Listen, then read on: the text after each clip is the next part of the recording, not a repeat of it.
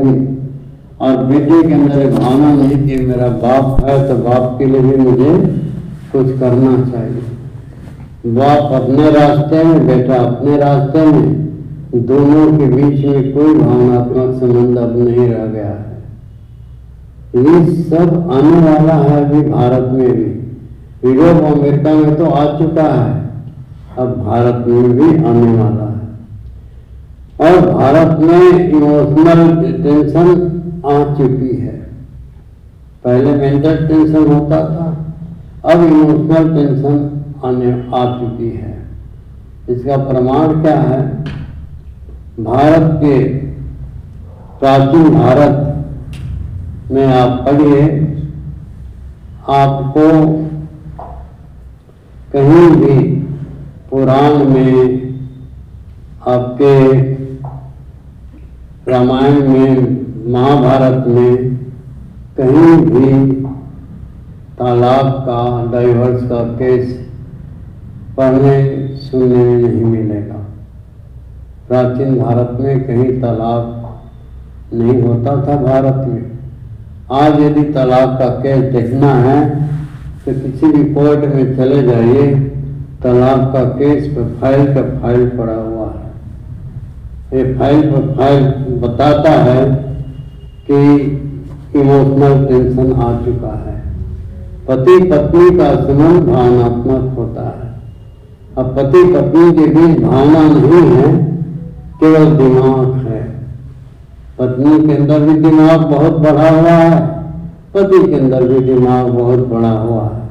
और दिमाग का खेल हमेशा जोड़ने में नहीं, तोड़ने में लगती है। जोड़ने में नहीं लगती, भावना जोड़ने का काम करती है।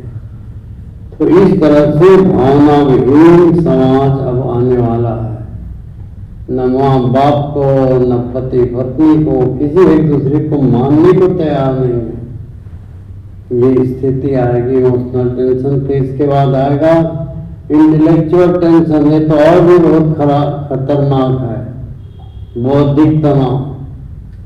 बौद्धिक तनाव जब आएगा तो आप यही सोचोगे, किसी पर भी विश्वास नहीं करोगे, न माँ पर, न बाप पर, न पत्नी पर, न बच्चे पर, न रिश्तेदारों पर, न नौकर पर, किसी पर भी विश्वास नहीं करोगे। कोई आपके समक्ष आया तो आप सोचोगे आदमी है मुझे लूटने के लिए, मुझे हानि पहुंचाने के लिए, मुझे मारने के लिए, मुझे नुकसान पहुंचाने के लिए आया है। ये ठीक आदमी नहीं है। इस तरह से निषेधात्मक दृष्टि से तुम देखोगे, उस पर विश्वास करोगे ही नहीं, उससे प्रेम करोगे ही नहीं, और उल्टा सोचकर स्वयं परेशान होते रहोगे।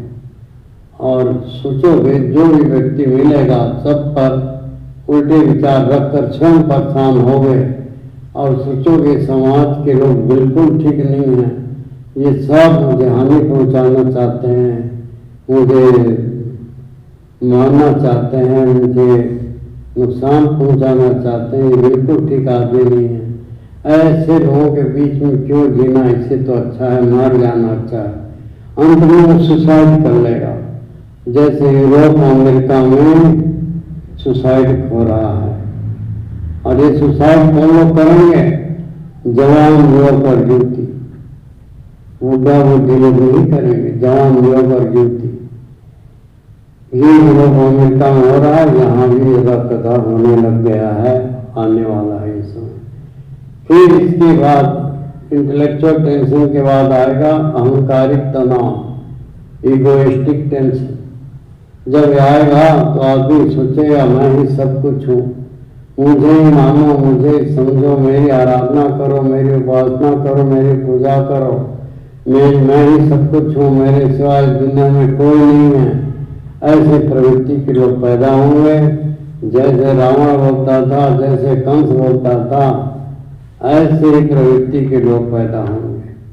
रावण को मारने के लिए राम को जन्म लेना पड़ा, कंस को मारने के लिए कृष्ण को जन्म लेना पड़ा। ऐसे अहंकारी लोगों को मारने के लिए कोई न कोई महापुरुष जन्म लेकर उनके अहंकार मर्दन करेंगे। इस तरह से तनाव टेंशन दिनों दिन बढ़ते ही जाएगा, कम होने का नाम नहीं है। और इसका कोई उपचार इन डॉक्टर वैद्यों के पास न आज है, न कल है, न 1000 साल बाद भी नहीं होने वाला है।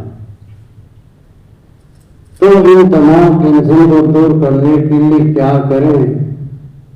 इसको दूर करने के लिए ऋषि मुनियों ने 1000 साल पहले बता चुकी है उपाय। क्या उपाय बताए है? ध्यान चिकित्सा, मेडिटेशन थेरापी। बिना ध्यान किए बिना आप तनाव मुक्त अवस्था में नहीं जा सकते। और जैसे मन सूक्ष्म है वैसी ध्यान की क्रिया भी सूक्ष्म है।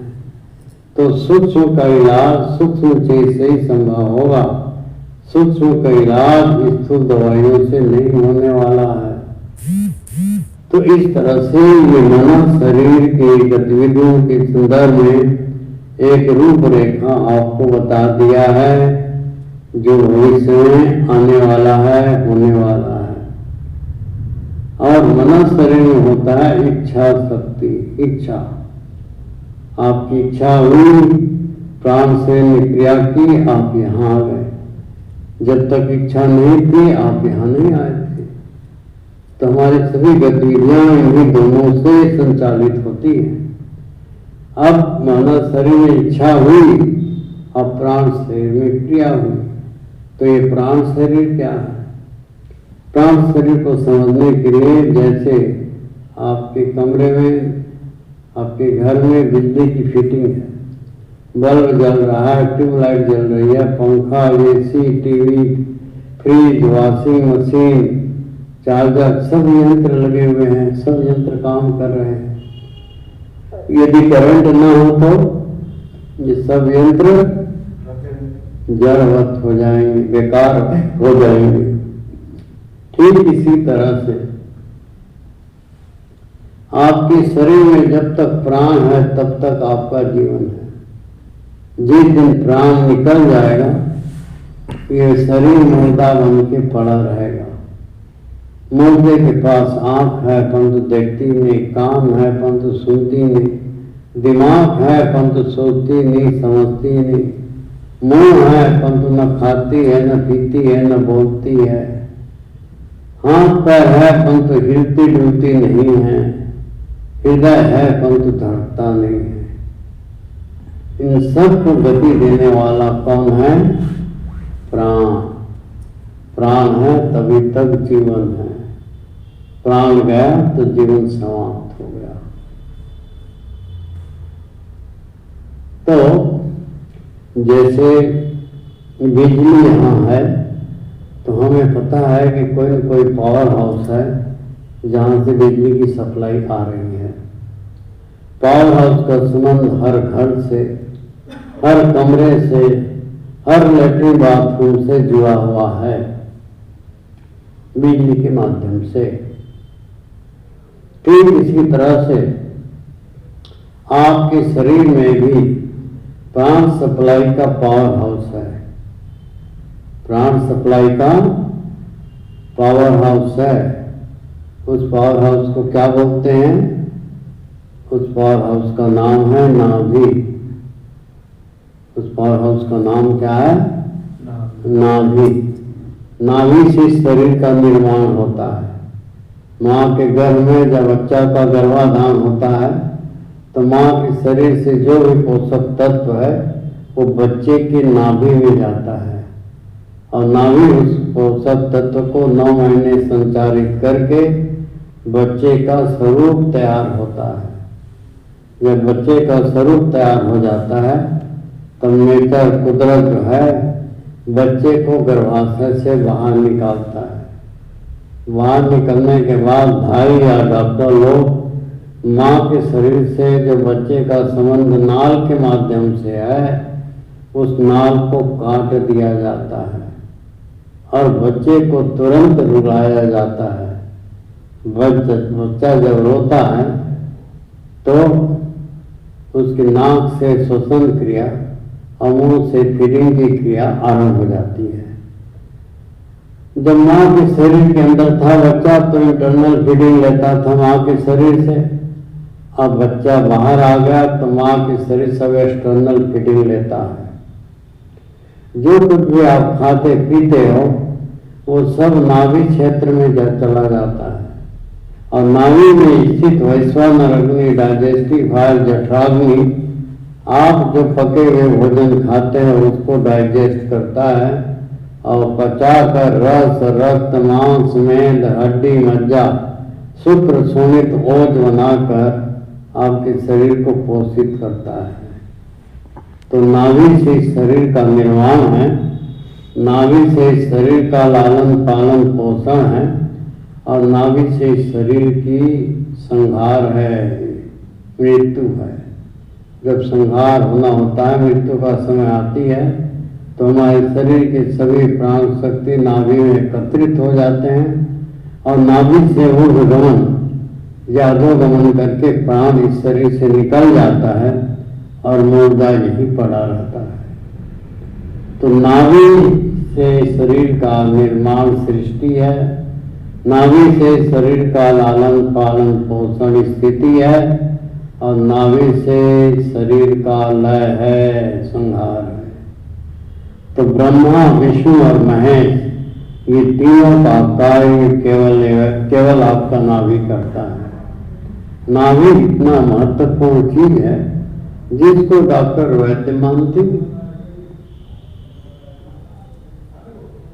नाभि के संदर्भ में वेद में, उपनिषद में, आयुर्वेद में सब वर्णन है, परंतु किसी ने भी नाभि विज्ञान, नाभि चिकित्सा पर काम नहीं किए। सबने दवाइयों पर काम किए, दवाइयों का अंबार पहाड़ खड़ा कर दिए, परंतु नाभि विज्ञान, नाभि चिकित्सा पर किसी ने भी काम नहीं किया।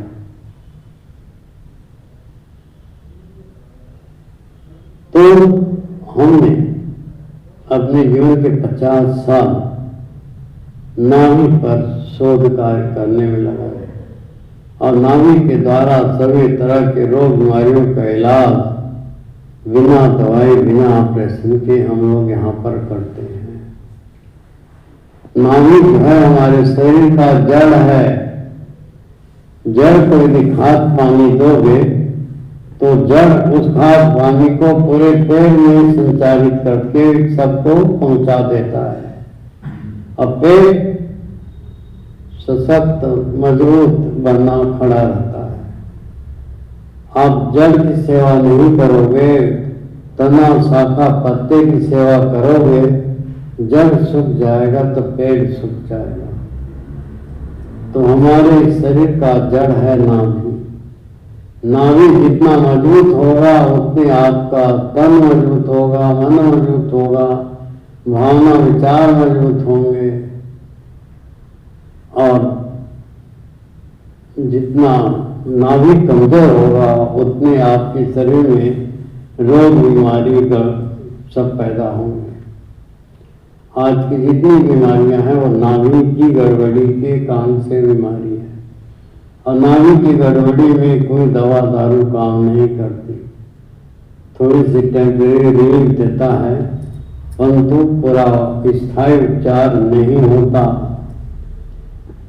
और आयुर्वेद में और उपनिषद में साफ लिखा हुआ है कि 72,000 नाड़ियां नाभि से निकलकर शरीर की हर सेल, हर टिश्यूज, हर मसल्स, हर ऑर्गन, हर अवयवों को प्राण का संचार करके उसमें गति पैदा करते हैं। तो नाभि से प्राण का संचार हमारे प्रत्येक सेल, टिश्यूज, मसल्स, ऑर्गन, अवयव में अहर्निश हो रहा है और इसी से हम जीवित हैं। जहाँ पर प्राण की सप्लाई में अवरोध आ जाता है, रुकावट आ जाता है, वहाँ पर रोग बीमारी पैदा हो जाते हैं, गड़बड़ियाँ होने लगती हैं। तो नाभि की वजह से सब रोग बीमारियां हैं आज और नाभि की कोई चिकित्सा नहीं करता। नाभि प्राण का केंद्र है। और इसका इंडिकेटर क्या है? प्राण शरीर का इंडिकेटर है दर्द। दर्द कोई बीमारी नहीं होती, दर्द एक संकेतक है, इंडिकेटर है। मान लीजिए आपको सिर दर्द हुआ, तो सिर दर्द ये बताता है कि आपके सिर में प्राण रक्त की सप्लाई नॉर्मल नहीं है, अवरोध आ गया है। प्राण रक्त की सप्लाई नॉर्मल कर दोगे तो सिर दर्द अपने आप गायब हो जाएगा।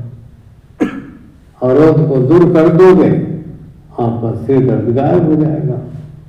बस इतनी बताता है। तो दर्द कोई बीमारी नहीं होती, और दर्द भी दो तरह का होता है। एक दर्द बिना दबाए हुए दर्द की अनुभूति होना, जैसे सिर दर्द है, पीठ दर्द है, पेट दर्द है, कमर दर्द है, पैरों का दर्द है, घुटने का दर्द है। ये बिना दबाए हुए दर्द की अनुभूति करना। और ये दोनों दर्द यही बताते हैं कि प्राण रक्त की सप्लाई में अवरोध है, रुकावट है। अवरोध रुकावट को दूर कर दोगे तो आपके शरीर में कहीं दबाने पर भी दर्द नहीं होगा। ऐसे तो दर्द होगा ही नहीं, दबाने पर भी दर्द नहीं होगा। तो दर्द कोई बीमारी नहीं होती। तो ये प्राण शरीर की गड़बड़ी के कारण से आपको हार्ट की तकलीफ, लीवर की तकलीफ, किडनी की तकलीफ, पैरों में तकलीफ, सिर में तकलीफ, सब तकलीफ प्राण शरीर की गड़बड़ी के कारण से है। जैसे बिना बिजली की कोई यंत्र काम नहीं करता, वैसे बिना प्राण के हमारे शरीर के अंग अवयव भी काम नहीं करते। तो प्राण की सप्लाई वहां बढ़ा दो, वो अंग ठीक से काम करने लग जाएगा। परंतु दुनिया के लोग प्राण की सप्लाई तो बढ़ाते नहीं, बल्कि पेन किलर गोली देकर पेन को दबाने की कोशिश करते हैं, और इस तरह से बीमारी को बढ़ाते रहते हैं। तो आपके शरीर में जो भी रोग बीमारी है उसका कारण प्राण शरीर की गड़बड़ी है। हमारे शरीर में प्राण शरीर का एक नेटवर्क है, उस नेटवर्क में यदि गड़बड़ी हो जाती है तब हमें रोग बीमारी पकड़ लेते हैं। नेटवर्क के लिए ऑनलाइन सब ठीक ठाक है तो आप बिल्कुल स्वस्थ, सुखी और अच्छा अनुभव करोगे, कोई आपको तकलीफ नहीं होगी। तो प्राण शरीर की गड़बड़ी के कारण से आज रोग बीमारी है। उन प्राण शरीर का इलाज कोई डॉक्टर वैद्य करते ही नहीं, सब शरीर के इलाज में लगे हुए हैं। बीमारी प्राण शरीर में है, इलाज शरीर का हो रहा है, और सोचते हैं कि शरीर ठीक हो जाएगा। अरे शरीर तो पहले भी ठीक था, अभी भी ठीक है, केवल प्राण शरीर में गड़बड़ी है। प्राण शरीर को ठीक कर दो, शरीर अपने आप ठीक हो जाएगा। तो यह है प्राण शरीर के कारण से शरीर में रोग बीमारियां हैं, और यहाँ पर प्राण शरीर का ही उपचार होता है। नामी चिकित्सा के द्वारा प्राण शरीर का उपचार यहाँ किया जाता है, और सब तरह की रोग बीमारियां को दूर भी किया जाता है। कि बिना दवाई, बिना ऑपरेशन के यहाँ इलाज होता है। परंतु यहाँ पर आप कैसे करोगे? यहाँ पर आप लोग आए हैं, आपकी बीमारी तो सब्जेक्टिव है, और आपका अप्रोच है ऑब्जेक्टिव। सब्जेक्टिव ऑब्जेक्टिव समझते हैं? नहीं। ऑब्जेक्टिव मतलब होता है दृश्यगत, हम कुछ देखना चाहते हैं, करना चाहते हैं, ये ऑब्जेक्टिव है। और सब्जेक्टिव होता है जो उसको चलाता है, जो दिखता है उसको जो चलाने वाला है वो सब्जेक्टिव है, वो जड़ है, उसके सूत्र है। तो बीमारी आपकी सब्जेक्टिव है जो मनोगत और प्राणगत है, और आपका अप्रोच ऑब्जेक्टिव है। आप जानना चाहते हैं, देखना चाहते हैं कि मैं शरीर के साथ क्या होगा, कैसे होगा, तब मैं ठीक होगा। तो इसलिए ऑब्जेक्टिव जो आपका अप्रोच आपकी लाइफ है उसको संतुष्ट करने के लिए यहाँ पर एक्सरसाइज भी कराया जाता है। आपकी चुंबक चिकित्सा है, जल चिकित्सा, आहार चिकित्सा, आपका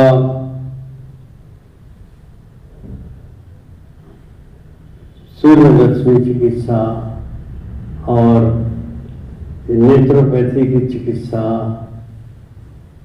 फिजियोथेरापी की चीज़ें, इन चीज़ों की भी यहाँ पर जो मुख्य चीज़ें हैं उनका यहाँ पर चिकित्सा में समावेश किया जाता है। परंतु मुख्य जो उपचार है वो सब्जेक्टिव है, वो है मनोगत और प्राणगत शरीर की गड़बड़ी को ठीक करना। तो मनोगत बीमारियों को दूर करने के लिए साइकोथेरापी और मनोगत बीमारियों को दूर करने के लिए वाइटल थेरापी, मनोचिकित्सा और प्राण चिकित्सा, ये यहाँ की मुख्य चिकित्सा पद्धति है जो दुनिया में कहीं नहीं होती, यही होती है। और प्राण चिकित्सा और मनोचिकित्सा के द्वारा आपको पूरा लाभ मिलता है, आपके रोग बीमारी दूर जड़ों से खत्म होता है। ये है यहाँ की चिकित्सा पद्धति। अब आप सोचोगे कि यहाँ से हम जाएंगे, 10 दिन यहाँ लगाएंगे, क्या लेके जाएंगे? तो यहाँ पर प्रिवेंटिव हेल्थ केयर सिस्टम में ट्रेनिंग दी जाती है। एक होता है क्यूरेटिव हेल्थ केयर सिस्टम, उपचारात्मक चिकित्सा क्यूरेटिव, और यहाँ पर प्रिवेंटिव हेल्थ केयर सिस्टम सुरक्षात्मक चिकित्सा। हमें रोग बीमारी ना हो उसके लिए हमें क्या करना चाहिए, इसकी आपको ट्रेनिंग दी जाएगी। क्या ट्रेनिंग? पहला जो प्रोग्राम आपको सिखाया जाएगा, how to switch off the function of mind, मन को कैसे अमन बनाना। हमारी सभी समस्याओं का, हमारी सभी रोग बीमारियों का कारण है हमारा मन, और मन को जब अमन बना देते हो तो आपके शरीर में कोई रोग बीमारी होती ही नहीं। वो कैसे? आपका मन कब अमन होता है? कभी होता है अमन? हाँ, कभी कभी क्षण 2 क्षण के लिए। आप लोग तो क्षण 2 क्षण नहीं, 4-4, 6-6 घंटे के लिए अमन अवस्था में रहते हो। कब होता है? नींद में। जब गहरी नींद में आप सो जाते हो वहां पर मन नहीं होता। जागृत अवस्था में मन है, स्वप्न अवस्था में मन है, परंतु सुषुप्ति अवस्था में, गहरे नींद में मन नहीं होता। अब कौन व्यक्ति है जो गहरे नींद में सोना नहीं चाहता?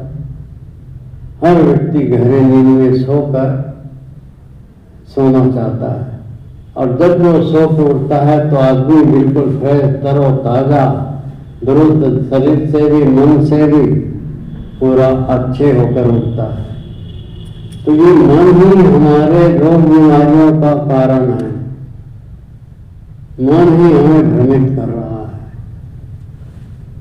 जब हम बिना मन के रहते हैं तो हमारा शरीर स्वस्थ होता है। आपको जितनी रोग बीमारियां हैं, पशु पक्षियों को है क्या बीमारी? इतना रोग बीमारी उनको होता है क्या? जबकि पशु पक्षियों से ज्यादा अच्छा भोजन आप करते हो, अच्छा रहते हो, खाते पीते भी, पहनते ओढ़ते, सब कुछ बेहतर है आपका, परंतु आप सबसे ज्यादा बीमार हैं। क्यों? इस मन के कारण से बीमार है। पशु पक्षियों में विकसित मन नहीं है, इसीलिए ठंडी है तब भी, गर्मी है तब भी, बरसात है तब भी ऐसी कैसी पड़े रहते हैं बेचारे। आपको ठंडी के लिए अलग कपड़ा चाहिए, गर्मी के लिए अलग कपड़ा चाहिए, बरसात के लिए अलग चीज चाहिए। सब आपका मन में, दिमाग में सब बैठा हुआ है। सर्दी आ गई है, सर्दी के कपड़े पहनो, अब गर्मी आ गई, गर्मी के कपड़े पहनो। ये सब दिमाग में है, दिमाग आपको नचा रहा है और दिमाग के कारण से आप परेशान हैं। ये रोग बीमारियां भी दिमाग के अंदर घुसी हुई है और इसलिए मनुष्य बीमार है। तो जैसे सुषुप्ति अवस्था में मन नहीं है, वैसे ही जागृत अवस्था में भी मन न रहे तो आपकी समाधि लग गई। नींद में न आपको अंदर का होश रहता, न बाहर का होशावास रहता, बिल्कुल बेहोश आप पड़े रहते हो। परंतु समाधि में अंदर का भी होश रहता है, बाहर का भी होशावास बना रहता है, इसीलिए उसे समाधि बोलते हैं। तो जागृत अवस्था में यदि मन को अमन बना दो तो आपकी समाधि लग जाएगी। सीधी सी बात, कोई टेढ़ी मेढ़ी बात है नहीं। जागते हुए अमन अवस्था में यदि आप मन को ले गए तो आपको समाधि लग गई। तो मन को अमन करना है। जब मन अमन हो जाता है तब आपको कोई तनाव, टेंशन भी नहीं होगा, कोई परेशानी नहीं होगी, कोई दुख तकलीफ भी नहीं होगी। मन यही तो है, सब दुख तकलीफ। मुझे दर्द हो रहा है, सिर दर्द है, ये कौन बताता है? मन बताता है ना। मन बताता है कि सिर में दर्द है, कमर में दर्द है, पीठ में दर्द है। तो ये मन को यदि आपने अमन कर दिया तो आपसे सुखी व्यक्ति कोई नहीं होगा। तो पहला प्रोग्राम आपको यहाँ पर यही सिखाया जाता है कि मन को अमन कैसे बनाना।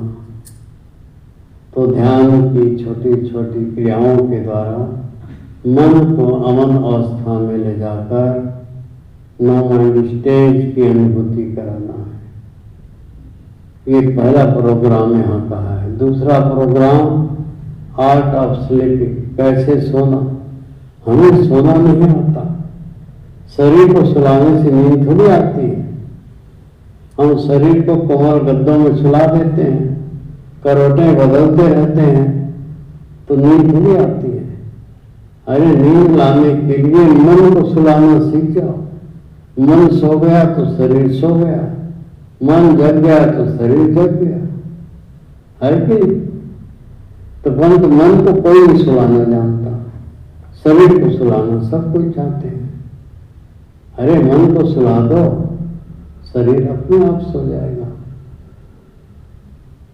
तो यहाँ पर मन को कैसे सुलाना, ऋषि मुनियों ने योग निद्रा, ध्यान की क्रियाएं, शवासन की क्रियाएं, अनेक चीज, प्राणायाम की क्रियाएं, इनके द्वारा मन को कैसे एकाग्र करना और मन को सुलाना ये सिखाया जाता है।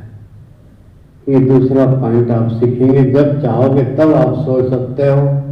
मन को सुलाना सीख जाओ, तुरंत नींद आ जाएगी। जहां भी रहोगे वहीं पर नींद आ जाएगी। परंतु मन को सुलाना आप जानते नहीं, शरीर को सुलाना आप जानते हैं, करवटें बदलते रहते हो और तड़पते रहते हो, नींद आती। दवाई की गोली खा लेते हो स्लीपिंग के, उसका भी बहुत साइड इफेक्ट है। फिर तीसरा प्रोग्राम आपको सिखाया जाता है आर्ट ऑफ ब्रीथिंग, कैसे श्वास प्रश्वास की कला। जब तक श्वास है तभी तक आपका जीवन है, जिस दिन श्वास खत्म जीवन खत्म। इस श्वास के द्वारा हम ऑक्सीजन, प्राणवायु ऑक्सीजन लेते हैं। जितने प्राणवायु ऑक्सीजन का शरीर में संग्रहण होगा उतने आप तन से मन से स्वस्थ होंगे। और जब बीमार हो जाते हैं तो प्राणवायु ऑक्सीजन की कमी के कारण से होता है। प्राणवायु ऑक्सीजन की विरोधी तत्व जब ज्यादा हो जाते हैं तब आप बीमार पड़ जाते हैं। तो प्राणवायु ऑक्सीजन का स्टोरेज को बढ़ाना, ये प्राण श्वास प्रश्वास की क्रिया में सिखाई जाती है। और जैसे जैसे प्राणवायु ऑक्सीजन की स्टोरेज बढ़ता जाएगा वैसे आपकी शारीरिक मानसिक स्वास्थ्य उच्चतर होती चली जाएगी। ये पहली फायदा। और दूसरी फायदा है, हर मनुष्य के अंदर मनोविकार आता है। मन में विकार, विकार क्या होता है? काम, क्रोध, लोभ, मद, मोह, मत्सर, राग, द्वेष, ईर्ष्या, हिंसा, ये सब विकार है, मनोविकार है। हमारे मन में मनोविकार आएंगे जरूर। और जब भी मनोविकार आता है तो मन उस प्रवाह में बह जाता है और हमें कुछ होश हवास नहीं रहता। उस प्रवाह में खुद उल्टे पुल्टे काम कर बैठते हैं और उसकी सजा कालांतर में हमें भोगनी पड़ती है। हिंसा का विचार आया तो हम इतने हिंसक हो जाते हैं कि किसी को मारने पीटने में कुछ कम नहीं रखते, उसकी जान लेने के लिए तुल जाते हैं। उसकी जान तो ले लिया, अब उसकी सजा भोगने के लिए आप तैयार हो, फिर आप सजा भोगते रहो, भुगतते रहो। तो इस तरह से मनोविकार जब आता है तो मन उसके प्रवाह में बह जाता है। हम मन को नियंत्रण नहीं कर पाते। ऐसी स्थिति में श्वास को के द्वारा मन को नियंत्रण कर सकते हो। जब भी मनोविकार आए तो श्वास पर ध्यान दो। श्वास लंबी गहरी लेना छोड़ना आरंभ कर दो, मनोविकार 1 मिनट में गायब हो जाएगा। तो ये दूसरा फायदा है श्वास प्रश्वास की कला में। फिर चौथा आपको सिखाया जाएगा आर्ट ऑफ डाइट, क्या खाना, कब खाना, कैसे खाना, क्यों खाना। हम खाते तो हैं परंतु कैसे खाना, कब खाना, क्यों खाना, ये हम कुछ नहीं जानते। हम खाते हैं पीते हैं सब ठीक है, परंतु इसको कैसे खाना कैसे पीना ये भी आपको जानना चाहिए। और भोजन के द्वारा आप परमात्मा तक पहुंच सकते हो। भोजन के द्वारा ईश्वर साक्षात्कार आपको हो सकता है। ये बात मैं नहीं कह रहा हूँ, ये बात उपनिषद में है, वेद में है, परंतु हम वेद उपनिषद पढ़ते नहीं इसलिए ज्ञान से वंचित हैं। आपको बताया जाएगा कि कैसे भोजन के द्वारा ईश्वर तत्व को हम पहुंच सकते हैं, ईश्वर तत्व तक पहुंच सकते हैं। और भोजन के द्वारा कैसे आप शारीरिक मानसिक भावनात्मक आध्यात्मिक स्वास्थ्य को प्राप्त करोगे, ये बहुत बड़ा विषय है। आप भोजन तो करते हैं परंतु स्वास्थ्य की प्राप्ति नहीं होती क्योंकि आप भोजन ठीक से नहीं करते। भोजन आपके भोजन करने में और पशु पक्षियों के भोजन करने में क्या अंतर है? पशु पक्षी भी भोजन करते हैं, आप भी भोजन करते हो, दोनों में कोई अंतर है? पका हुआ खाना हैं? पका हुआ खाना।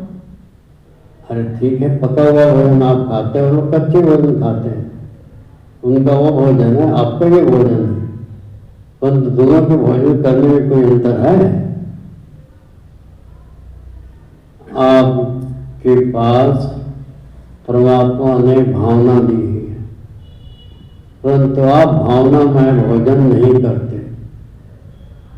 पशु पक्षियों के पास भावना नहीं है, वो बिना भावना के वो भोजन करते हैं और उससे उनको शरीर की स्वास्थ्य तो प्राप्त है।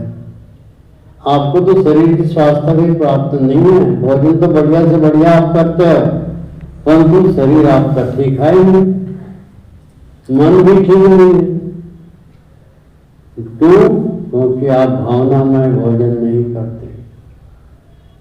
जिस दिन भावनामय भोजन करने लगोगे, आपकी तन की स्वास्थ्य, मन की स्वास्थ्य, अध्यात्म की स्वास्थ्य सब आपको प्राप्त होगा।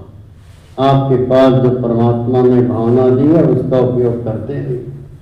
ये सब चीज आपको सिखाया जाएगा आर्ट ऑफ डाइट में। फिर पांचवा आपको यहाँ सिखाया जाएगा art of evacuation, detoxification of body. शरीर के विजातीय तत्वों को कैसे बाहर निकालना। हमारे शरीर के विजातीय तत्व लेट्रिन, पेशाब और पसीना, ये तीन मुख्य स्रोत हैं। इसके अलावा नाक से, आंख से, कान से, चमड़ियों से भी विजातीय तत्व बाहर निकलता है। परंतु तीन मुख्य है, लेट्रिन, पेशाब और पसीना। इन तीनों में गड़बड़ी होने से ही आपके शरीर में रोग बीमारी होते हैं। इन तीनों को यदि ठीक ठीक बनाए रखोगे तो आपको रोग बीमारी नहीं होंगे। जब भी कोई बीमारी होगी तो इन तीनों में गड़बड़ी से होगी। लेट्रिन की गड़बड़ी या पेशाब की गड़बड़ी या पसीने की गड़बड़ी। तो इन तीनों को ऑनलाइन रखना है। 5 point program preventive health care system में सिखाया जाता है और इन्हीं से आपके रोग बीमारियों को दूर भी किया जाता है। तो ये आपको 10 दिन में सीखने को मिलेगा। इसका प्रयोग आपको यहाँ करना पड़ेगा और इन्हीं से आप स्वस्थ होके जाएंगे। आज आपकी जो भी शारीरिक मानसिक स्थिति है और आज 23-24 तारीख को आपकी जो शारीरिक मानसिक स्थिति है, दोनों में जमीन आसमान का अंतर आपको मिलेगा। अब आप 10 दिन क्या करोगे? 10 दिन में पहले 3 दिन preparation of body and mind, तन की तैयारी और मन की तैयारी। तन की तैयारी क्यों? तन की तैयारी मानव शरीर की सर्विसिंग, ओवरऑलिंग, लुब्रिकेशन के लिए। इस शरीर की, आंतरिक शरीर की सफाई का कार्य करने के लिए इसकी तैयारी। फिर चौथे दिन आंतरिक शरीर की सफाई का कार्यक्रम होगा। जैसे पानी पीते हैं वैसे पानी गुदा द्वार से जाएगा और कोई पार्टिकल, कोई म्यूकस, कोई लार्वा, कोई चिकनाई आपके अंदर नहीं होगी। क्यों? सफाई अंदर की हो जाएगी। उसके बाद आपकी टोनिंग और टूनिंग की जाएगी। टोनिंग माने liver toning, kidney toning, heart toning, lungs toning, thyroid toning, adrenal toning, nerve toning, column toning. अंदर की चीजों को स्ट्रांग बना दिया जाएगा। रोग बीमारी अपने आप छूमंतर हो जाते हैं। अंदर की चीज जब कमजोर होता है तभी रोग बीमारी पकड़ते हैं। अंदर की चीज जब स्ट्रांग हो जाते हैं तो रोग बीमारी अपने आप छूमंतर हो जाता है। तो 3 दिन शरीर की तैयारी, आंतरिक शरीर की सफाई के लिए, और मन की तैयारी, मन को अमन बनाने के लिए, नो माइंड स्टेज में ले जाने के लिए। ये 3 दिन होगी। फिर उसके बाद आपकी टोनिंग और ट्यूनिंग का कार्यक्रम होगा। टोनिंग का कार्य तो आपको समझा दिया है।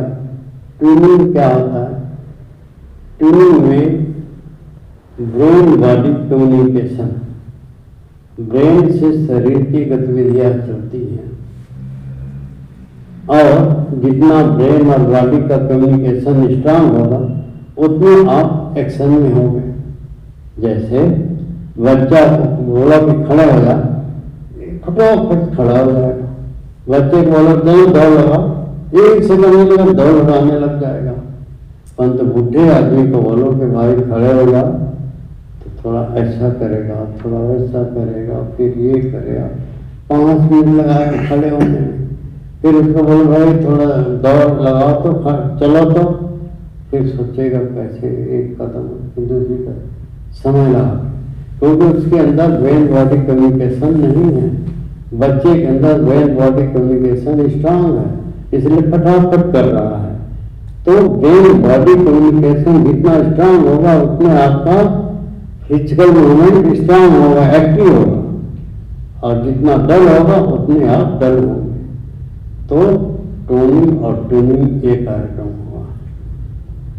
तो इस तरह से आपका 10 दिन समय निकल जाता है। 3 दिन इक्विवेशन में, चौथे दिन आंतरिक शरीर की सफाई। 3 दिन का मतलब हो गया 15, 16, 17, 18 तारीख को आंतरिक शरीर की सफाई। तो 19, 20, 21, 22 ये आपकी टोनिंग और ट्यूनिंग में रहेगा, और 29 तारीख को समापन होगा। तो इस तरह से आपका शरीर में ये कार्यक्रम होगा। और इस संदर्भ में दवाइयों के संदर्भ में बता दें, दवाइयों का साइड इफेक्ट होता है। कोई भी दवाई ऐसा नहीं है जिसका साइड इफेक्ट ना हो। एलोपैथी की साइड इफेक्ट तो जग जाहिर है, होम्योपैथी के भी साइड इफेक्ट होते हैं, आयुर्वेदिक दवाई के भी साइड इफेक्ट हैं। आपके दिमाग में नहीं है कि आयुर्वेदिक दवाई का साइड इफेक्ट नहीं होता है ना? हाँ, आयुर्वेदिक दवाई का भी साइड इफेक्ट होता है। वो कैसे?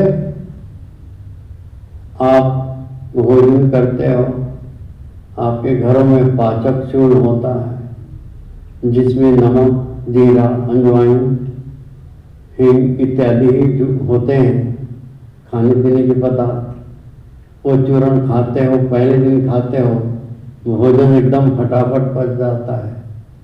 फिर दूसरे दिन खाते हैं तो थोड़ा कम पचता है, फिर तीसरे दिन और कम, चौथे दिन और कम, धीरे धीरे कम होते जाता है। आप सोचते हो कि ये चूर्ण जो है बढ़िया है, ये तो भोजन को फटाफट पचा देता है, परंतु क्या भोजन को चूर्ण पचाता है? भोजन को चूर्ण नहीं पचाता। भोजन को पचाने के लिए हमारे शरीर से पाचक रस एंजाइम्स निकलते हैं, वो भोजन को पचाते हैं। जैसे हम जो प्रोटीन खाते हैं, स्टार्च खाते हैं, कार्बोहाइड्रेट खाते हैं, फैट खाते हैं, इन सब को पचाने के लिए अलग अलग एंजाइम्स हमारे शरीर से निकलता है और वो भोजन को डाइजेस्ट करता है। ये चूर्ण जो है उन ग्रंथियों को उत्तेजित करता है और उनके रिजर्व स्टॉक से ज़्यादा एंजाइम्स निकाल कर ला देता है, जिससे भोजन फटाफट पच जाता है। परंतु धीरे धीरे स्टॉक एंजाइम्स का कम होते जाता है और आपका चूर्ण काम करना बंद कर देता है। इस तरह से इसका साइड इफेक्ट हुआ। आपके पाचन तंत्र को चूर्ण खाने वाला कभी हेल्थी नहीं होता। चूर्ण खाने वाला पीला पड़ने लग जाता है, उसके शरीर में कोई ताकत नहीं होती। तो इस तरह से आयुर्वेदिक दवाइयों का भी साइड इफेक्ट है। अब एलोपैथी दवाई का तो साइड इफेक्ट ही है। आप जिसको जानते हैं कि एंटीबायोटिक का क्या अर्थ होता है? परमात्मा ने जब आपके शरीर को बनाया तब आपके शरीर में बायो एनर्जी दिया हुआ है। क्या? Bio energy. बायो एनर्जी को बोलते हैं जैविक ऊर्जा।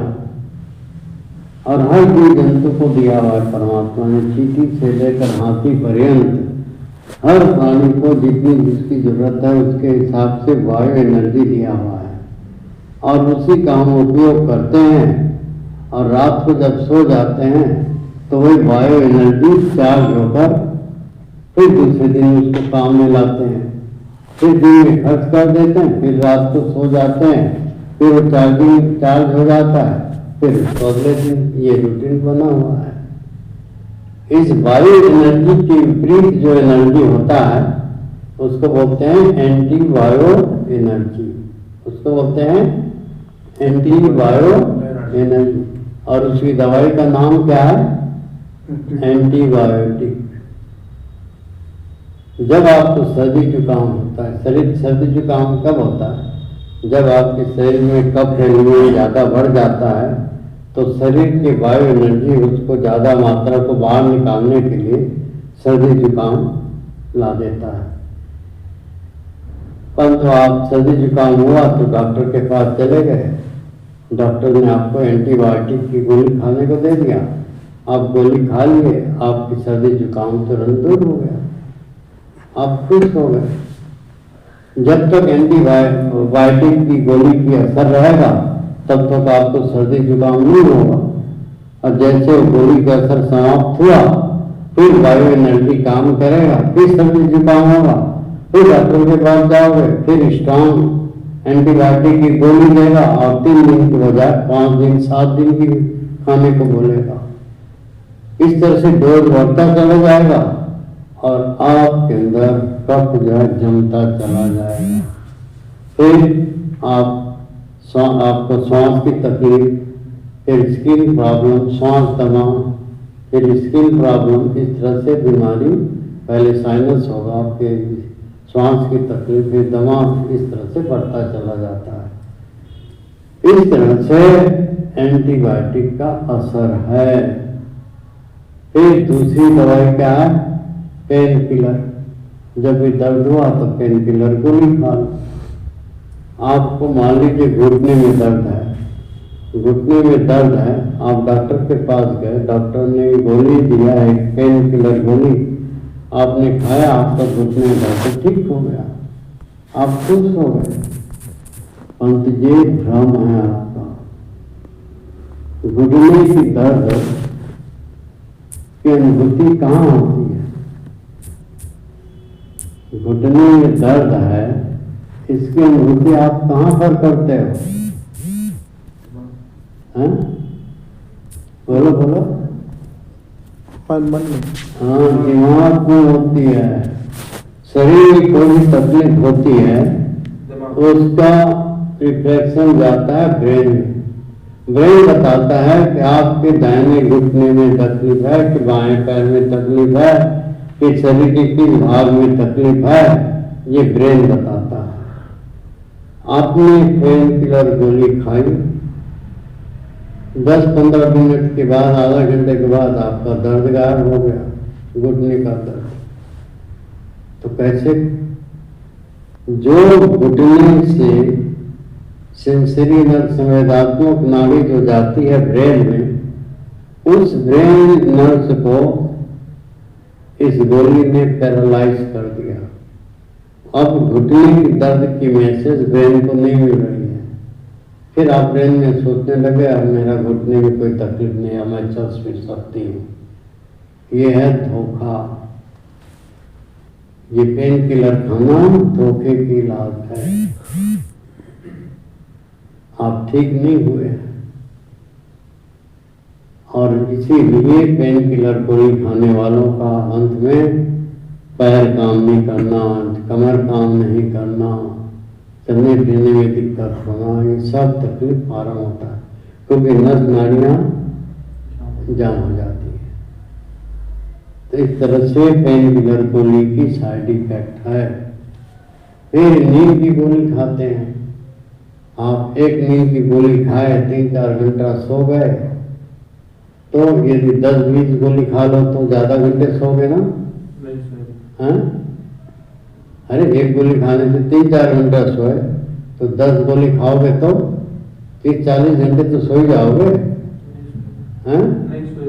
क्यों नहीं सोएगा? अरे सीधी से फॉर्मूला, एक गोली खाने से 3 घंटा सो लिए तो 10 गोली खाने से 30 घंटा सोओगे। अरे 30 घंटे क्या सोओगे? हमेशा के लिए सो जाओगे। हाँ? तो एक गोली की जहर को तो आप पचा दिया आपके शरीर ने, परंतु 10 गोली की जहर को शरीर नहीं पचाएगा और मौत के घाट पहुंच जाओगे, मृत्यु को हासिल कर जाओगे।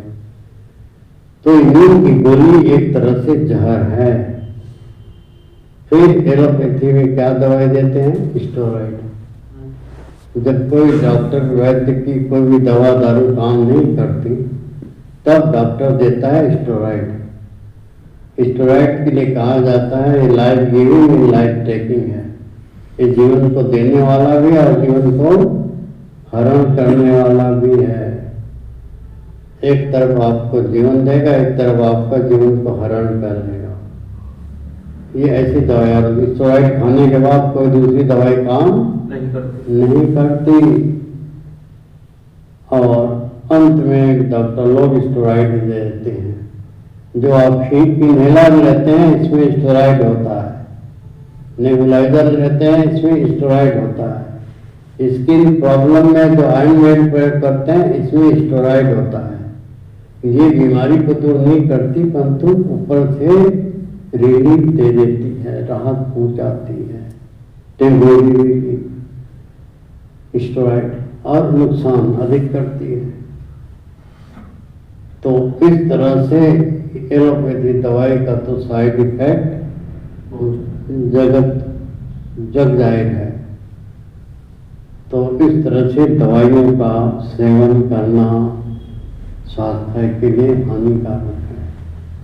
इसलिए यहाँ पर बिना दवाई बिना ऑपरेशन के आपके हर तरह के रोग बीमारियों का उपचार यहाँ पर किया जाता है। यही प्राचीन भारत की संस्कृति है, यही चिकित्सा पद्धति सही है, ये आपको बताने जा रहे हैं। इसका कोई साइड इफेक्ट नहीं है। इसको करोगे लाभ अवश्य होगा, नुकसान कुछ भी नहीं होगा।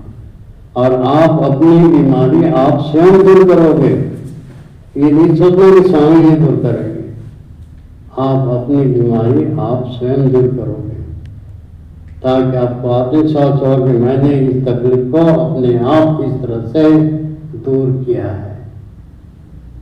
फिर आपको पूर्ण विश्वास होगा अपनी क्रियाओं पर, अपने जीवन पर। तो ये है हमारी यहाँ की चिकित्सा पद्धति और हम आप लोगों की मदद अवश्य करेंगे। आपको 10 दिन एक प्रक्रिया से गुजारेंगे और उस प्रक्रिया में जो भी तकलीफ होगी उसको दूर करने की हम कोशिश करेंगे। जो भी दवा दारू खाए हुए हो उसका एक्सपोजर यहाँ पर होगा, तो जो भी तकलीफ होगी उसको उसी समय बिना दवाई के हम ठीक करेंगे और आप लोगों को स्वास्थ्य की प्राप्ति कराएंगे। किसी को कुछ पूछना हो तो अभी पूछ सकते हो। जो दवा अभी जैसे शुगर का आदमी ले रहा है वो सब हम बंद करा देंगे। अभी तो लेंगे ना? अभी 1-2 दिन ले सकते हो। परसों से तो पूरा 2 भी दवाई खाते हो, अभी से बंद कर दो तो अच्छी बात है, नहीं तो हम फोन बंद करा देंगे। तो स्वामी जी जब सुबह नाड़ी चेक करोगे उससे पहले लेनी होती है हमें, तो उसके नहीं लेके आए उसके बाद भी ले सकते हैं? ऐसा कुछ नहीं ऐसा है। नाड़ी चेकअप में तो बिल्कुल कुछ पानी के सिवाय कुछ नहीं पीना है, उसके बाद भी लेना। और उसके बाद यदि आपकी इच्छा है तो लो, नहीं तो नहीं लेना है। मतलब ठीक है। दवाई से कोई ठीक हुआ है क्या? नहीं, बड़ी रही है दवाई से कोई आज तक ठीक नहीं हुआ है। सुबह कितने बजे तक तैयार हो जाना है स्वामी जी? तो ये है, कल सुबह आप आइए 6:30 बजे, ठीक है? वही उपचार केंद्र में? नहीं, यहाँ पर आना है। जी। यहाँ पर प्रार्थना होगी, फिर आप लोगों का हल्का लूजनिंग एक्सरसाइज होगा और लूजनिंग एक्सरसाइज में आपके नस नालियाँ जोड़े हैं उसको ढीला करेंगे। जब नस नालियाँ ढीली हो जाएंगी, जोड़े ढीली हो जाएंगे, फिर प्राण रक्त का संचार आपके शरीर में होगा, फिर धीरे धीरे आपको फायदा मिलने लग जाएगा। तो छोटे छोटे हल्के हल्के एक्सरसाइज कराएंगे, एंटी रूमेटिक एक्सरसाइज, वातनी मुक्ति की, इसको लूजनिंग एक्सरसाइज बोलते हैं। और फिर 1-2 दिन में ही आपको अच्छा लगने लग जाएगा, लाभ मिलने लग जाएगा। बोलते हम लोग यहाँ जड़ से बीमारी को दूर करने की कोशिश करते हैं। फिर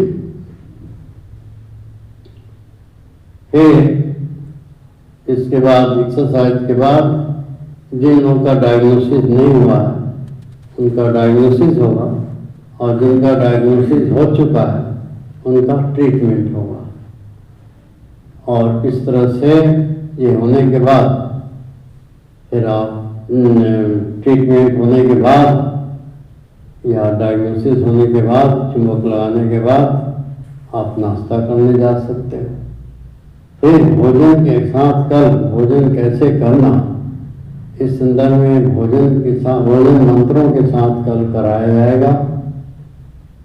और फिर दोपहर को यहाँ पर हम एकत्रित होंगे और आगे के कार्यक्रम का प्रोग्राम बनाएंगे, और उसके मुताबिक से आगे के दिनों में प्रोग्राम चलता रहेगा। तो कल ये है कार्यक्रम, ठीक है। और दर्शक क्या जैसे 6:30 बजे तक लिखा हुआ है कुछ ध्यान चिकित्सा?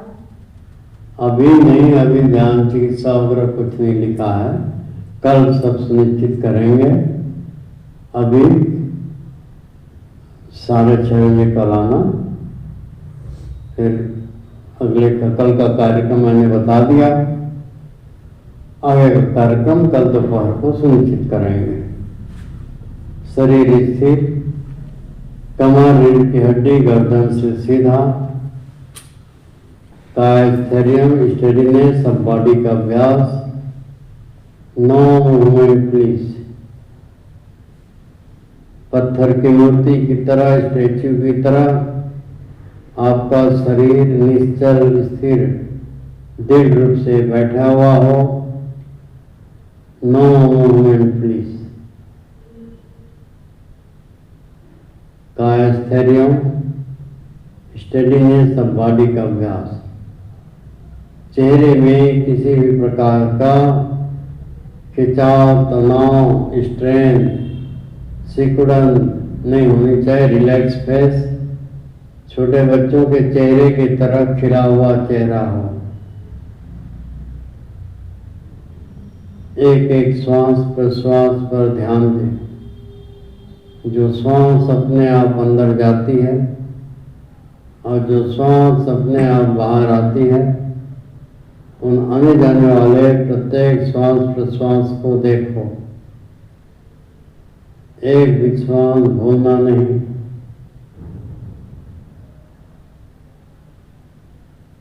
एक एक श्वास प्रश्वास का सतत ख्याल बनाए रखें।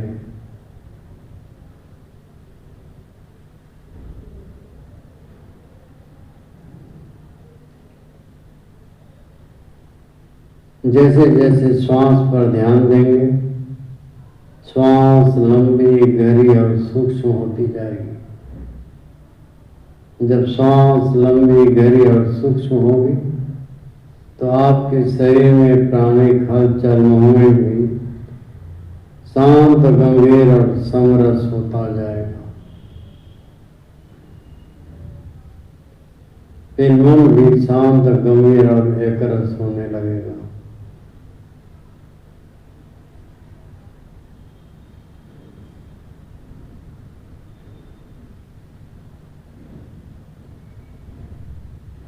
ओंकार का दीर्घ सुमधुर उच्चारण मेरे साथ, श्वास अंदर ले लें, मेरे साथ ओंकार का उच्चारण एक साथ।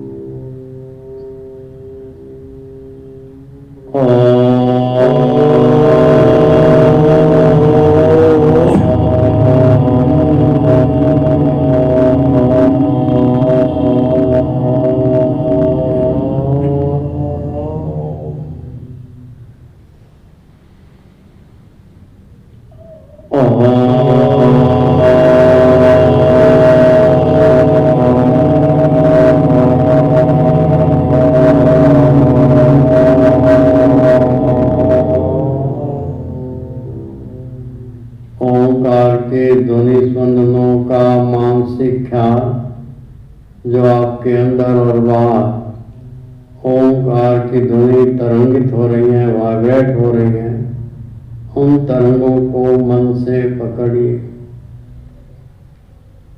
और अनुभव करने का कोशिश कीजिए।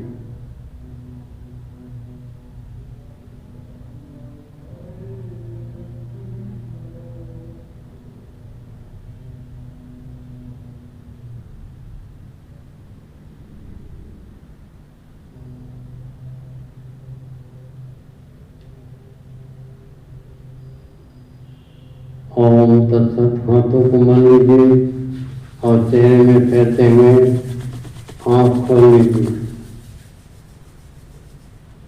अभी आप लोग